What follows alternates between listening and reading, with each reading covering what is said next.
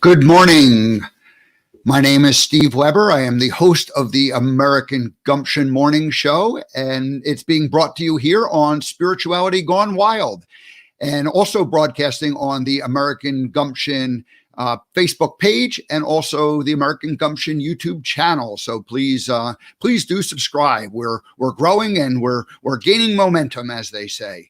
So today is Wednesday, September 16th, 2020. And hey, I also know that fall begins next Tuesday. So less than a week from now, summer is officially over. So I've been, for the first time since 1979, I spent an entire summer on the East Coast, and we went through the heat and humidity of the summer. And now that's coming to an end. Our mornings are cooler. So we're entering into the fall season, and it feels great. And in fact, I had to put on an extra shirt today just because it's a little chilly in the broadcast studio. So anyway, today we have a guest, Natalie Coleman, and it's a story of recovery that'll be coming up in about 10 or so minutes. And I'm going to do a little short monologue on forgiveness. So forgiveness is what the title of it'll be, and it's really about self-forgiveness. That's the hint. So I'm going to jump into that in just a minute. Now, I had to pull an audible at the very last minute. I have been trying to I kind of gave up on life lessons from the movie for a little bit because I was using the YouTube feed and I wasn't happy with the way they were being shown on the air. I realized that the volume was way too low, and so that wasn't working. And then I thought I had the answer, and I've put all of the life lessons into the cloud, and they're going to be on my members website. And so I thought, hey, I can just stream them right from that. But the problem is it just doesn't come out nice and smooth. It's sort of choppy. I tried it the last 2 days and it didn't work. So I had to pull the plug on it. So then today I thought, now I know how to do it. And I ended up, just like 10 minutes before the show started, I went, hey, it's not going to work. And so I had to pull the plug, and it was a great one, but it'll be a great one when we bring it up in a couple of days or weeks from now, whenever it's appropriate. We'll bring it back and we'll use that one. Alrighty. So I wanted to talk about forgiveness.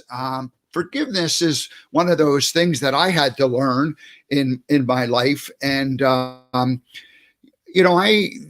the years I had things that happened to me that I would blame others and be mad about. And I can remember one particular thing that when I went into business in the early 90s, where I became a self-employed commission-only salesperson in 1990 or 91. I'm fuzzy on the date at the moment. And so anyway, I remember the gentleman that I went and was partnered with at the time. It just didn't work the way he described it going to work. And I ended up believing that it would work if I just followed his formula. And he convinced me that that's the way it was going to work. And so I remember for a couple of year period, I was very angry about the fact that it didn't work out the way it was supposed to work out. I was doing what I was told to do, but it wasn't working. And so I came to, now I can look back on it and realize that, I was the one who wasn't, making it work.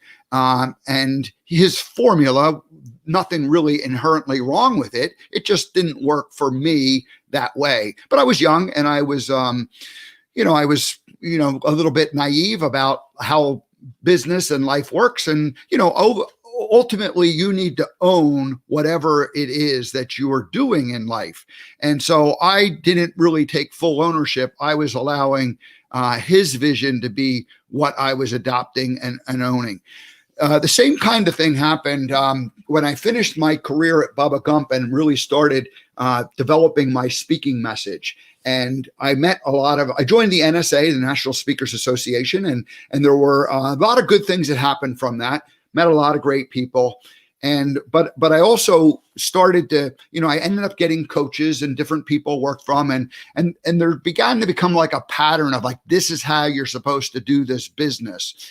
And I guess being the thinker and organizer that I am, I said, okay, I'm going to figure out how to do this. And so I ended up listening to everybody else's ideas and then kind of concluding that this is how it works. And when it didn't really work that way, I remember being, again, angry and annoyed with the fact that, hey, these people said it would work this way, and it didn't work that way. So as I did the personal development work, 2009, 10, 11, 12, 13, that time frame, I ultimately came to the conclusion and the realization that all of the anger and times when I was annoyed and blaming, let's just call it, and maybe it wasn't even anger, maybe that's a little too strong, but blaming and annoyance and me being a little bit of a victim as a result of like advice that I had received, that I needed to own it, and I needed to take responsibility for that. So as this became a realization, I remember feeling a bit overwhelmed with, like, what would it be? Guilt or grief or just the awakening, like where you look in the mirror and you go, oh my gosh, it's me. It's not necessarily everybody else. In fact, it's not them at all. It's me.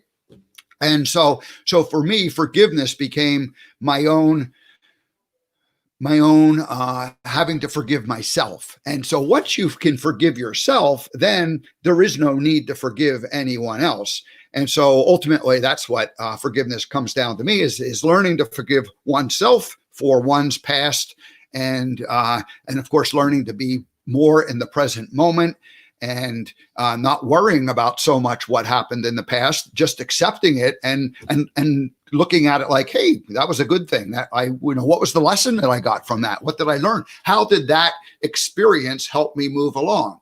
And so the whole idea of blame kind of disappears when you can forgive yourself, because there is, if you're not angry with them, or if you're not annoyed with them, or if you're not, holding them somehow responsible for what happened to you, then there is nothing to forgive them about. And so for me, forgiveness really became about myself, forgiving myself. So that's really the message that I wanted to share with you this morning. I'm just looking at my notes. The only other thing I might add is that, it's like it's finally coming to the point where you admit the truth. And the truth is, of course, that, we are responsible for the life we create. A big, huge fan of law of attraction. What we think about, comes into our lives. And so that's the spirit of how I like to live my life these days. Now, of course, it's, we're all works in progress. And that's another piece of forgiveness. We are all works in progress. We're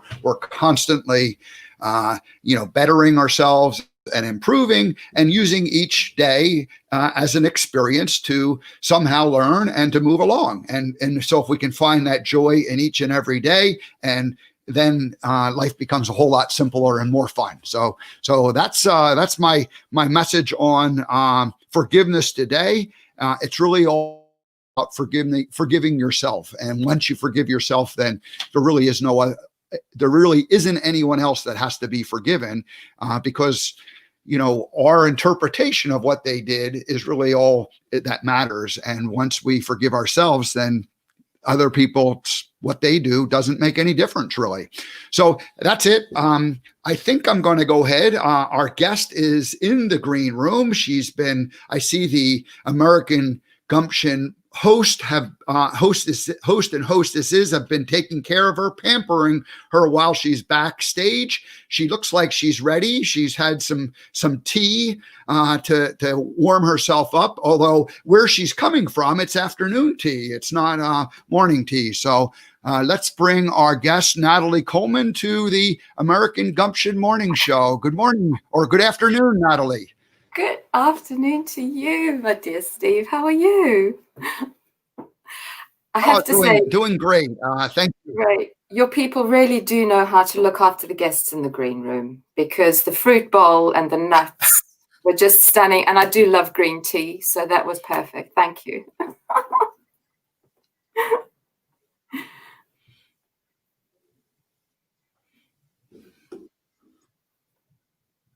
Oh, you're very welcome. So what the way our first time guests work here on the American Gumption Morning Show is I read a little bit of a bio and introduction, and then I play a special tune that welcomes them. And this tune is only for first time guests. So if you come back and join us, Natalie, in the future, you'll never get to hear this again. Is that sound fair? I'll embrace this. I'll embrace this. Thank you. I've been excited about this. Excellent.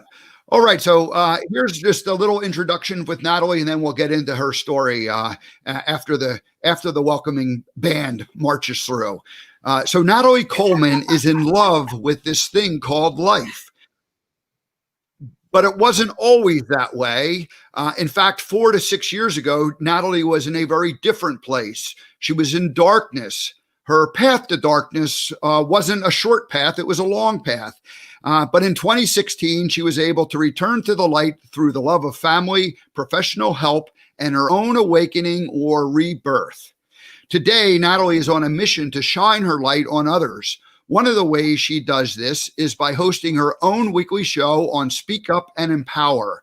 Speak Up and Empower is an online membership-based community of women and men that are heart-centered and are searching for more in their lives. And that's what we're all about here in the American Gumption Morning Show. It's helping people find more in their lives. Yeah. So Natalie's show is called Real Talk, Steps to Serenity with Natalie Coleman, and it airs on Mondays at 8 p.m. in the UK, 3 p.m. On the East Coast, and 12 noon in California in the Pacific. Natalie is originally from Johannesburg, South Africa, but has called Kent, England, or the UK, her home for most of her adult life. That part I wasn't 100% sure of, but I just threw that in there. So if it matters when you move there, you'll let us know. She is the mother to a 17-year-old lovely young lady and the wife to an immensely patient and kind man. So Natalie Coleman, welcome to the American Gumption Morning Show. Wow, what an introduction. And now we will play your welcome song.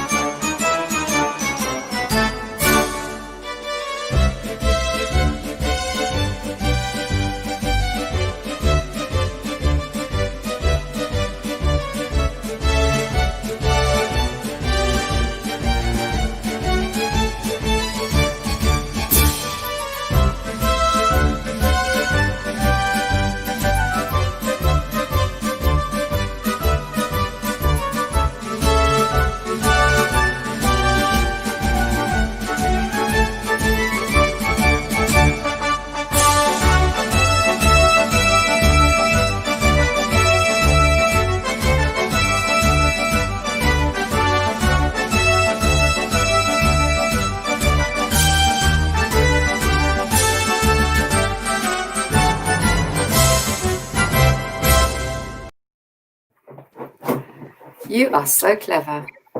That is amazing. Thank you. Have you ever had a marching band welcome you onto a show, either as your own show or a guest? Steve, hand on heart, never. There is a first for everything. And thank you. You're very special. Well, good. I once more, we have an international flavor to the American Gumption Morning Show, and I've shared this a few times, but one of the things that I thought about when I was very close to launching was I need to change the name to Global Gumption because Gumption is really a worldwide movement and not just an American thing. But I ended up deciding to keep it with American Gumption just because I figure I'll be traveling and working primarily from the United States, but I want to at least acknowledge that you are part of both the American Gumption and the global Gumption community. So welcome to the show. Thank you. Thank you so much. I love your show, and I love your work, and what you're doing is just incredible. It's inspiring and great fun. Well, thank you. You're kind. And I will mention that I was a guest on, the way we met was I was a guest on Natalie's show a few weeks ago. So that's when we first got to know each other. We did indeed. And got a lot of love for that show. Inspired a lot of people. Yeah. My family over in Northern Ireland. Ireland. Were almost drawn to tears, moved by, just how meaningful and wise your words were. It was great fun, and it was lovely. And thank you again for coming onto my show. Well, you're very, very welcome.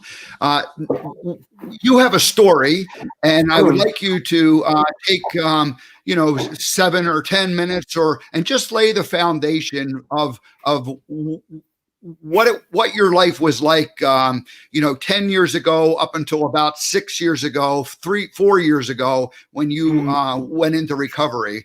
Tell us how you were, your life kind of spiraled out of control, and then what you did to regain that control. Yeah. Well, thank you, Steve. Yeah. So, wow. I'd just like to say, my story is very much about recovery and what I've gained in my life as a result of it. What I can say, and I actually heard this expression just a little while ago, and it really stuck with me, and that is, our issues are in our tissues. And that really, as I say, that really stuck with me, because I did experience as a young girl, childhood trauma, and I had a lot of emotion and sort of unsolved emotional issues that I hadn't processed properly, and I carried that with me for a lot of my life. As I say, I got to sort of adulthood when I could have taken responsibility, and as you were talking about just earlier on, taken ownership of the dark place that mentally found myself in for much of my life. But I didn't do that, and from a young age, I developed coping mechanisms, coping tools that were totally self-destructive. So in an environment that I was living in that was wholly out of control for a very young girl, my sort of means of coping with it and escaping what was going on was I developed an eating disorder. I developed anorexia from a very young age.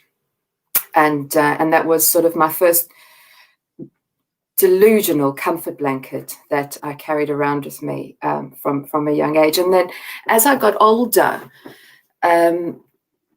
I discovered alcohol. And from the first drink that I took, well, I had a drink at quite a young age, because it was what you did in South Africa, and alcohol was always around, always available. But my first proper drink that I had, I was about 13, and I drank to complete blackout, made myself really, really ill, but it didn't scare me in the slightest. And I pretty much drank alcoholically from a very young age.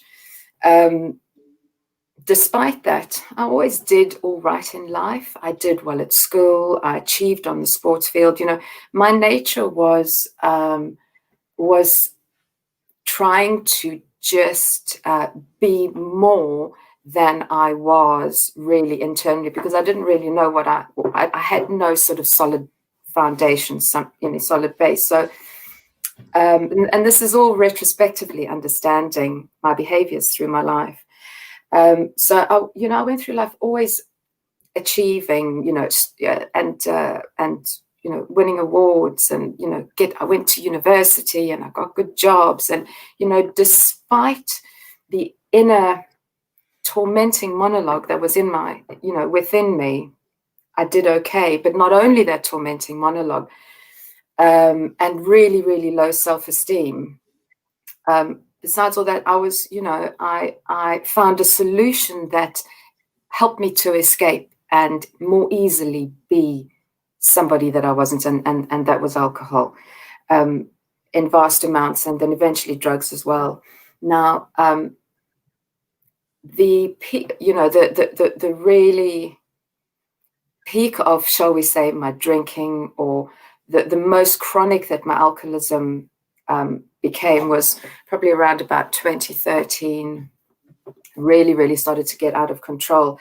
But before that, yes, I was, I was drinking far, far, far more than is normal, or that the average person should drink. So there was clearly something, wrong with my my inability to moderate from a young age. And so, but the thing is that I never really experienced disastrous consequences as a result of it.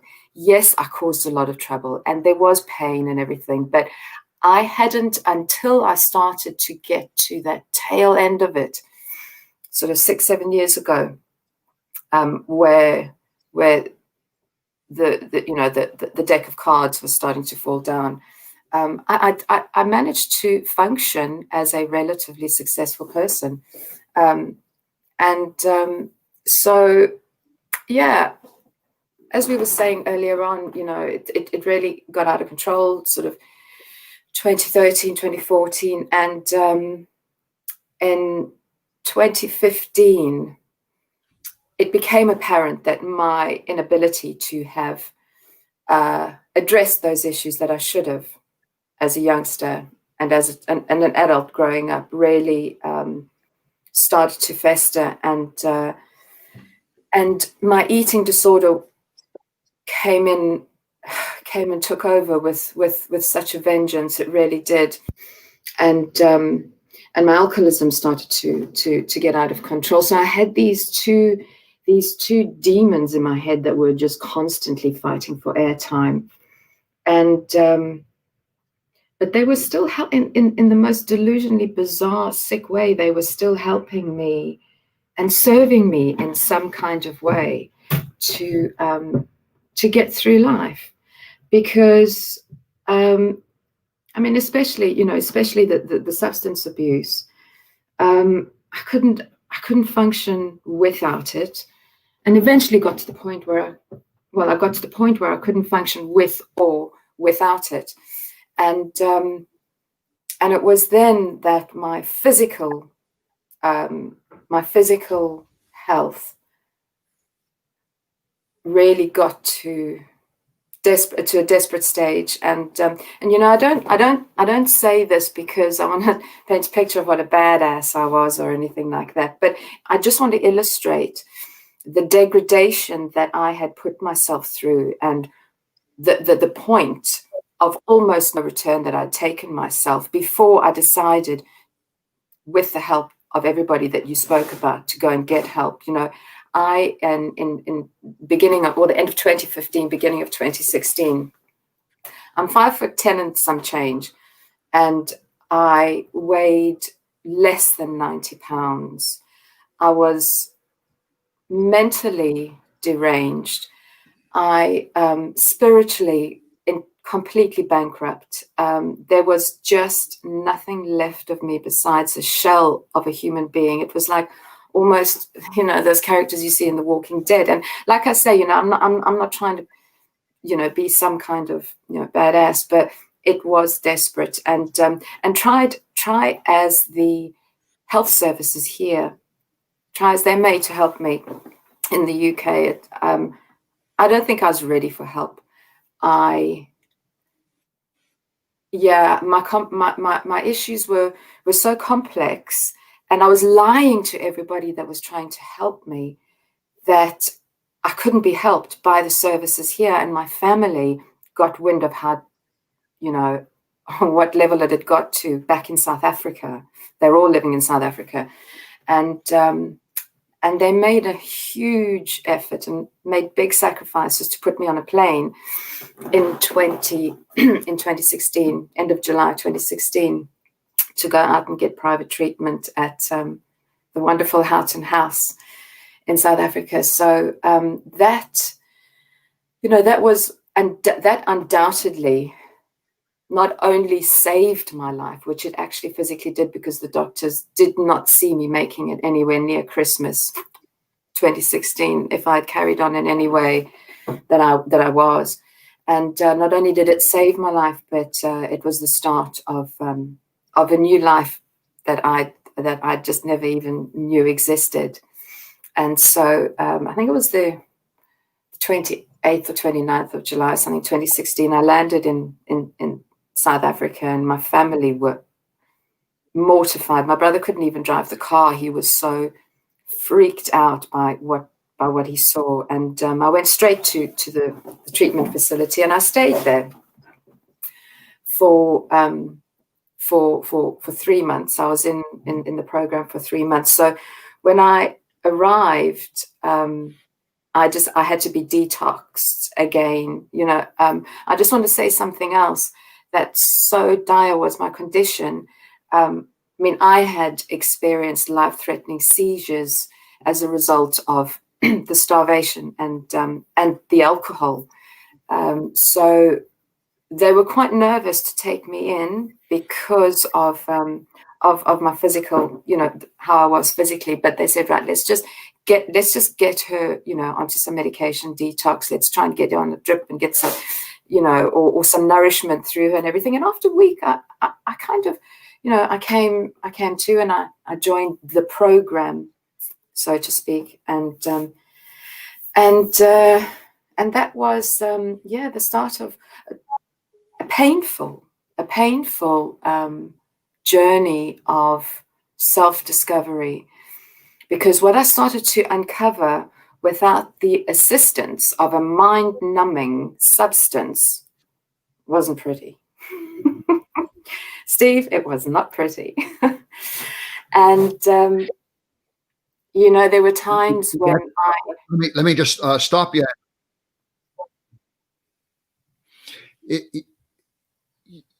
Thank you for, sharing where you had been. And I think the reason, and I know you a bit for the last, month or so, and you're not saying this for any type of self-pity or, no. Like, whoa, look at me. You're sharing this because the reality was you were in a dark place, and you were, the life was drawn from you. It was gone, and you were not a happy person. You were not among the living. You were like you were like the Walking Dead at that point in time. And so, you think about the people, and we'll get into this, your husband and your daughter, and the fact that they were, witnessing all of this, and, you weren't even in your right mind at that moment in time. And so then, you mentioned the fact that there was attempts at help in the UK, but, ultimately you just needed to be removed from that, environment to kind of wake you up. And really. Yeah. So then you go into the treatment, and I understand it's about a 3-month period. And you mentioned when I interrupted, you mentioned that got your system flushed out, and you could at least begin to rationally focus on what the reality of your situation was. You looked in the mirror, and you didn't like what you saw in terms of not from a, I'm sure from a physical point of view, you were worn out. You said your brother was, in shock over your physical condition. But really what it was looking at, who you had been and who you had become.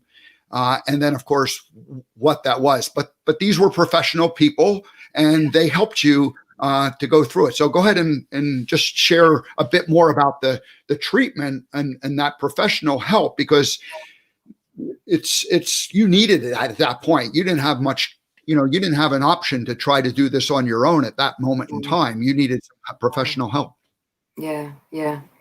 Thank you, Steve. Yeah, absolutely. So, the most, some of the most wonderful, professional, compassionate people that I've ever met, and extremely skilled at what they do in helping people in addiction, and recovering from trauma and all of that. And so it was a 12-step recovery facility, recovery treatment center. So that's something, a whole other world of beauty and joy. But so there was a lot of a lot of help in the 12 steps. But you asked about the people. The counselor, the therapist, the professional that was assigned to me, that had the honor of having kind of helped me scramble through the mess. I'm still in touch with today, but at the time I was petrified of her, because she called a spade, and she wasn't scared to hold the mirror up to me and kind of make me look in it. Now, I was petrified of her because I was petrified of life. I was petrified of everything. And Nikki, who was my counselor, she's one of the most influential people I've ever met. And there's not many days that go by when I don't think of something that she said, and I'll be forever grateful for that. But I think the process of having to learn to talk. Now, I grew up in an environment where and sort of a home where you don't talk, and it was, I think it was very much like that 47 years ago.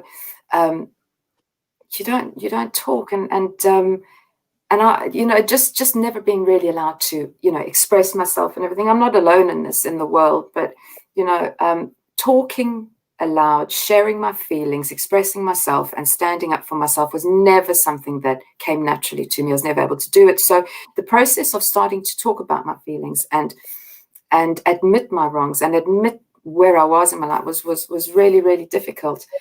And so the combination of some tough love from Nikki and her colleagues. Nikki helped me so much as well with my self-esteem and the eating disorders. So I was fighting the two things while I was there. I was so angry that they were making me actually eat and follow a regime of proper eating and a proper diet, and then not having anything to fall on to take that pain away in terms of the alcohol. She really helped me. So her, the other professionals, and then being introduced to the 12-step recovery program, it blended a sort of a spiritual element of which I was entirely devoid all my life, atheist to the end. The professionalism, the spiritual side, and the group engagement. So I learned to start to trust people, to talk to people.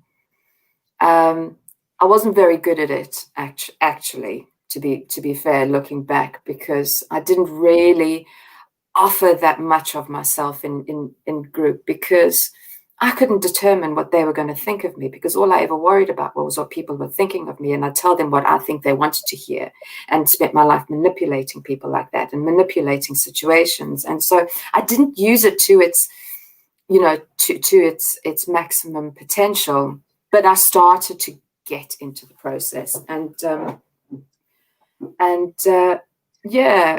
so it did a lot to get me to health, to get sober, get clean, to start to look at me and realize what a mess I had come to make of my life, and the amount of people that I'd hurt just by the exercises that we did and the processes that we went through. Now, so that was for 3 months, and You know, I was so full of it, Steve. I was so full of it. I thought I'd done an absolutely sterling job of it, really. This is how delusional I was. Because, you know, all the work that we were assigned, it looked amazing. And, you could send it to an editor to be published, all that nonsense that, the superficial stuff that I hang on to because I had nothing inside.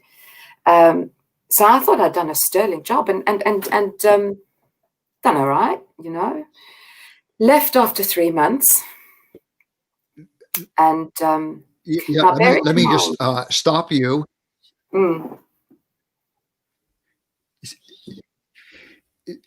You had so up until you had went into the treatment, you had a job and you excelled at it. You had a life, and to many people on the surface, other than in the last couple of years when it kind of spiraled out of control, you had this life that was going on. You were functioning. You were busy functioning, doing all these different things. To the average person, most of your life was, like a storybook, or it was a perfectly fine life. Everybody has some problems, but, not a big deal. And so then it's funny because you managed your 3 months in treatment almost identically, where you went in and you kind of did a little fakeroo with them, where you went and did your exercises perfectly, but there was a bit of an underlying problem, wasn't there? Steve, you've hit the nail on the head. I took those behaviors straight into treatment with me. Didn't have the alcohol in me, still fighting eating, but getting food into me. And you're right, I just took those behaviors straight into the treatment center. That's such an accurate summation of what I did. Absolutely. I had so many secrets still that were still keeping me sick. And so, when I left treatment, I went, so this is all in South Africa, in Johannesburg. I was staying with my family, who are all out there. It was just so amazing to be with them. And I'll tell you how grateful I was to have them do what they did for me. And it still makes my stomach turn sometimes. So I come out and full of the joys of life. And within 5 days, I just thought it would be a super idea to just go and do a little bit more research on a bottle of vodka, Now, who does that? Who does that? And the way in which I went and got the drink was exactly the same way that I used to hide and deceive people and and manipulate the way that I do it here in the UK all through, those dark years. And I literally went straight back to old behavior without even considering other people, what the consequences may be, how much people had trusted. It was, it was shameful. It was shameful. But again, my family, they were pretty broken. I'll never forget the tears in my sister's eyes when she found out what I'd done that day. But that day, they put me straight back into the same treatment facility. And I barely remember going back in. I'd just had so much to drink. It was horrendous. And it was then going back in for that second time that everything changed. Everything changed. It was. So that was at the beginning of November. The first, my clean date is the 2nd of November 2016, and I was put back in on the 1st, and it was from then that, by the grace of God and the people that loved and supported me, everything started to change. And I say that because I'd been in much worse physical conditions before, much, much worse, but there was something emotionally broken inside of me and so decimated by what I had done to other people, and that feeling of being back in that, right outside the gates of hell again, it was just too much to bear. And I knew I was done. I knew I was done. And the most beautiful thing happened. I mean, I was still, for the first couple of days that I was in, and of course I had Nikki again as my counselor, and she just tut-tutted. She just went, because I was still trying, the first couple of days, still trying to manipulate things and hold on to my phone, which I wasn't allowed to have, still full of it, And she just said, Natalie, you're still in such denial. I just, when is this ever going to change? And but a few days later, it was the 6th of November, in the midst of trying to control people, manipulate, get in touch with my family in South Africa, and I mean, over here, so I was in South Africa. Something just happened, and again, a mirror was held up in front of me by one of the counselors, and the walls just broke down. The tears started flooding, and I had what I believe was a profound spiritual experience where I just knew that everything was going to be okay. That regardless of if my husband took me back or if I had a home or whatever, I knew that I was going to be okay, because I just knew I was done, and I didn't have to do that stuff anymore. And I knew that I could ask for help, and I knew I didn't have to do it on my own anymore. And I started to pay attention, get out of my own way. But I'll just never forget that overwhelming feeling of peace. And so many people have different experiences in recovery, and how they, have their spiritual experiences or profound changes. And sometimes they take a longer than others and stuff. But my experience was profoundly immediate, and it has grown and continues to be a spiritual growth and experience. But that 6th of November 2016, it was around about 3:30 in the afternoon, actually. I just so vividly remember it. Everything changed. And the things I knew, subconsciously or consciously, whatever it was, I knew then that as I walked out that office, the counselor's office, I knew that the one thing that would have to change is everything. But I wasn't afraid. I wasn't scared. I wasn't intimidated by it, because I knew that I just had to do it in little bits and pieces and keep myself in the present and start to make those changes, which I started to do. Yeah. And I left treatment after I was in for another few weeks, deeply humbled by that, because the girl that was in the advanced stages of treatment and done so well is back with the newbies in detox sort of thing. So I had to really bite humble pie, and but it was okay, because it was okay. I didn't mind doing it, whereas before I'd have been so full of myself and blaming everybody. And I came back to the UK at the beginning of December 2016. And there began the true journey of recovery. Yeah. Living life on life's terms. This is a great story that you're sharing. And what it shows is that a person can change, yes, but they do have to look into the mirror. They do have to decide to change. And everybody comes to that conclusion at their own time and space when they're ready to do it. So, thank you for sharing that. I've known you for almost a month now, and we've talked on several occasions.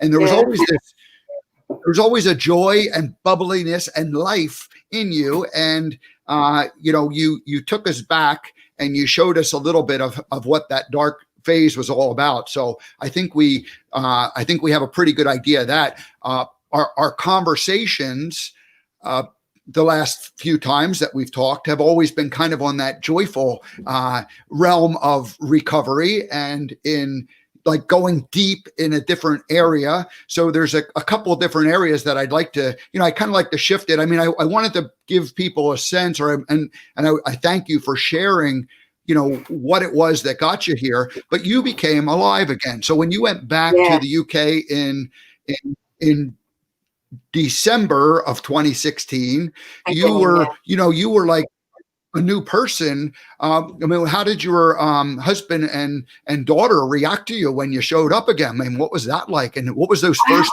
I mean, there was obviously some cleaning up that needed to be done, but how did that go initially?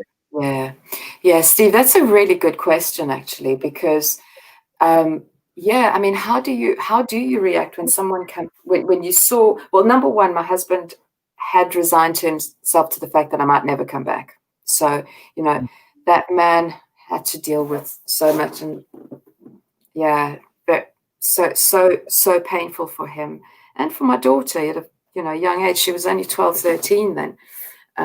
Witnessing what she did, but my husband protected her from a lot of what was really going on. Mm-hmm. We have a great relationship now, my daughter and I, and we can talk about these things and help her to identify if that sort of thing is going around in her circles of friends. But so I think it took a while. I couldn't come back to the UK and expect everything to be great. Look, everybody, I'm well now. I've got back. And so, you need to be on my level because look, I've changed. And that process of his own recovery from the trauma that he experienced, I underestimated for a long time. And it took its toll. It's taken its toll at times on our relationship. And I've often not given him enough credit for what he had to go through to keep the ball spinning, to keep the house going, to keep things from completely collapsing around us. So I think, he was a combination of joy, but distrust, skepticism. Mm-hmm. So I think it was a little confusing. And my daughter also took her a while to kind of, who's this new person? She looks okay. And but I appreciated that, and I didn't want to bombard them with promises of this is never going to happen again. And I just, what I had to do was just say to myself, let my actions do the talking. And one day at a time, I will start to embrace all these beautiful things we'll talk about of recovery, one day at a time. And there's some things I'll be making a lifetime amends for. And But yeah, people underestimate what the families go through when people are in addiction. Mm-hmm. We think we go through trauma. Try speaking to the families and the carers. It's really hard, but we work through. We're working through those sort of problems that have kind of rear their heads every now and again. And I think because I'm able to communicate now, that's one of the joys of recovery.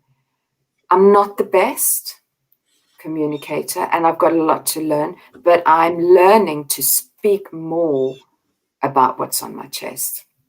He might think that I'm not the best because he really is an open dialogue, but I'm not afraid to talk. And if I need to, I do. And we manage to, a lot of the time, get to what's going on. And so our relationship is taking new dimensions. And you spoke of, let's just, what, I love that. I love especially what is, freedom, living in freedom every day. People often ask, what does recovery mean to you? And that word freedom just is the first thing that comes to my mind. Living, it's funny, and we were chatting about this. It's freedom from me to a very large degree, because this person was making the wrong decisions on tricky ground for so long. Freedom from me, freedom from the bondage of self. And and my delusional thinking.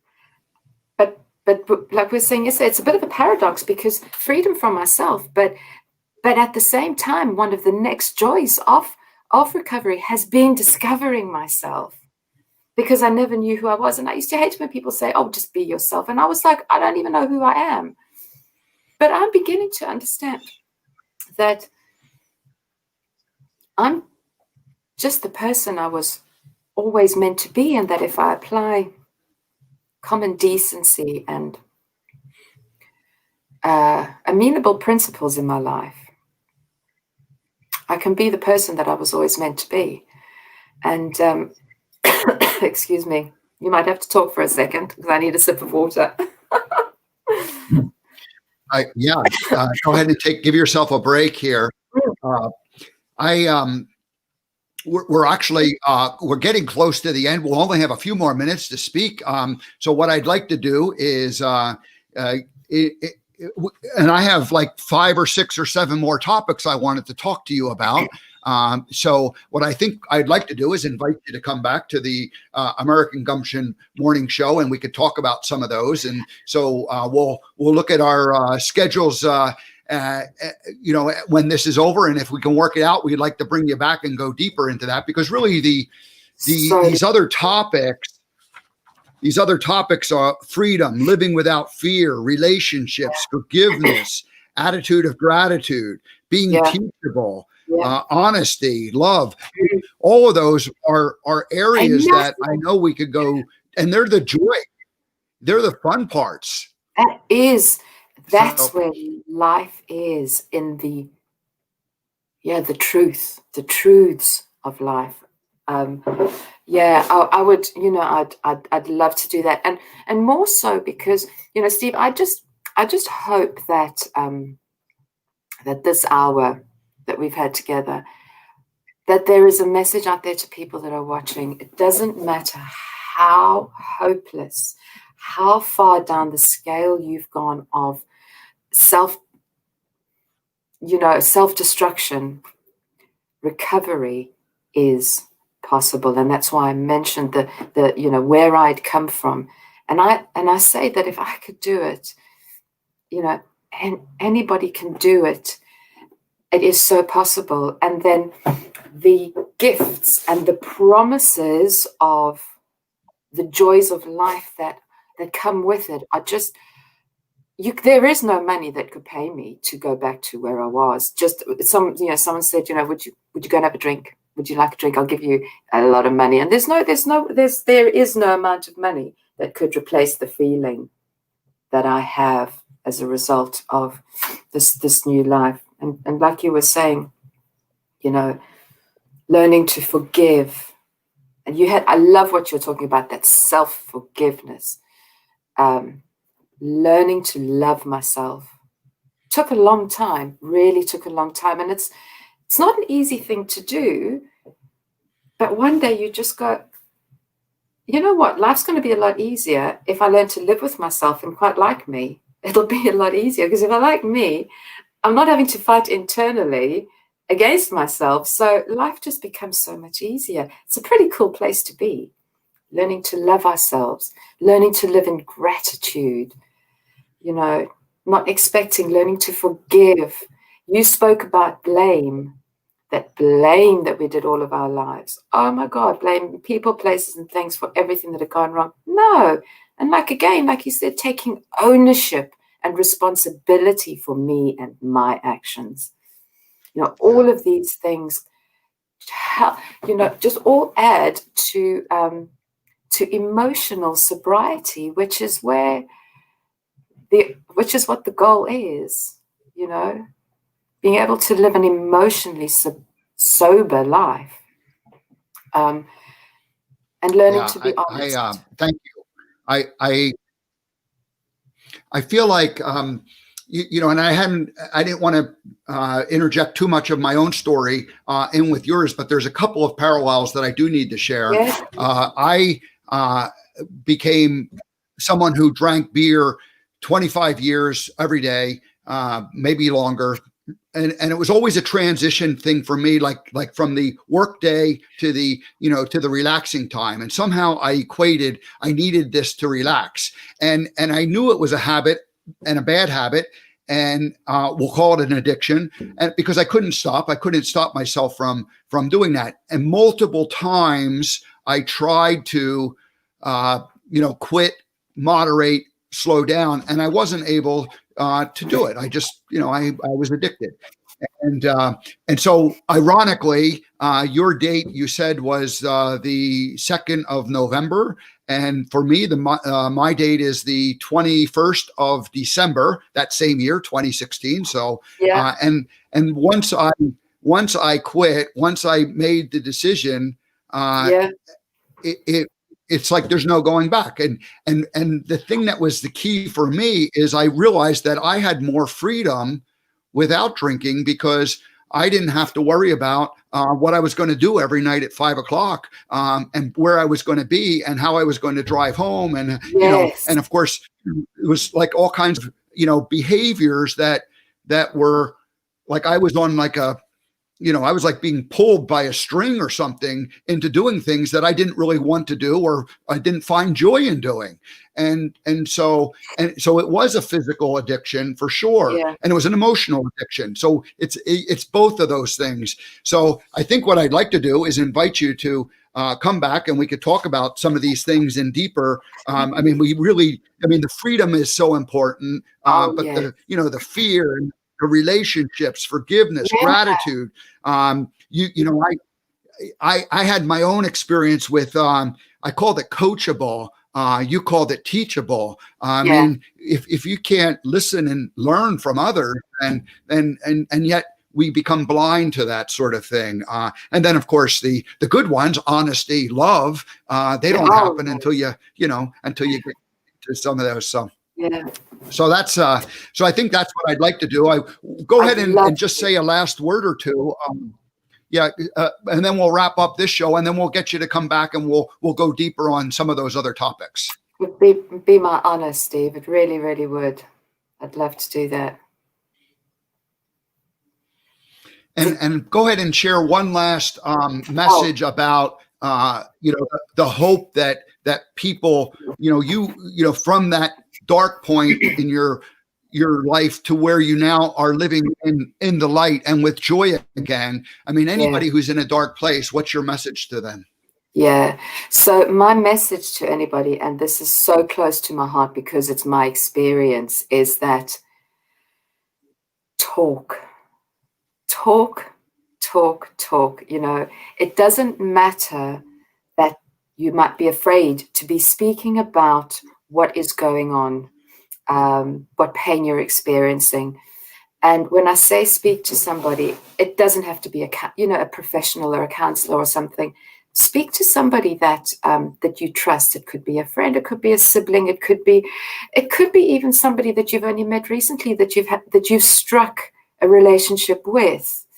But get the words out and speak about what's going on inside, because I never did that, and it had catastrophic ending. Speak about it. There is always help out there, because somebody does care. And if I had done that from a very young age, things would have looked a bit different, but they didn't. But now I can say, do that before it leads to masking and medicating the problem. Yeah. Well, thank you very much, Natalie, for joining us today. Afternoon for you. We'll look at our schedules, and we'll see if we can't. We'll see if we can't work it out. So thank you so much for joining us. It's been a real pleasure. And again, I think there's more that we need to talk about this, because now it's really kind of the juicy parts. Because once we get on the road to recovery, there's that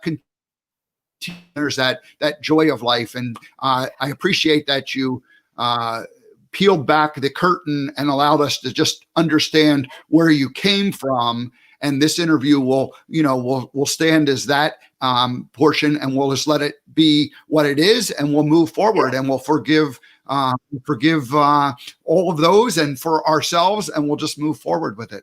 Sounds like a plan, Steve. It would be my honor, really. Love your work.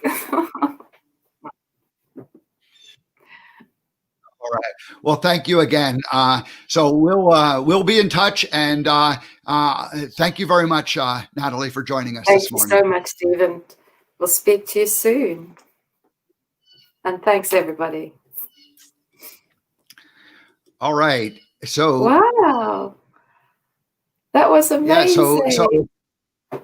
Thank you to Natalie. I'm going to go ahead and play the closing song here. We'll wrap up. That was a great conversation that we had. I appreciate her joining us from Kent in the UK, and we'll come back and we'll do it again tomorrow, folks. So everybody have a great day. We'll see you tomorrow here on the American Gumption Show.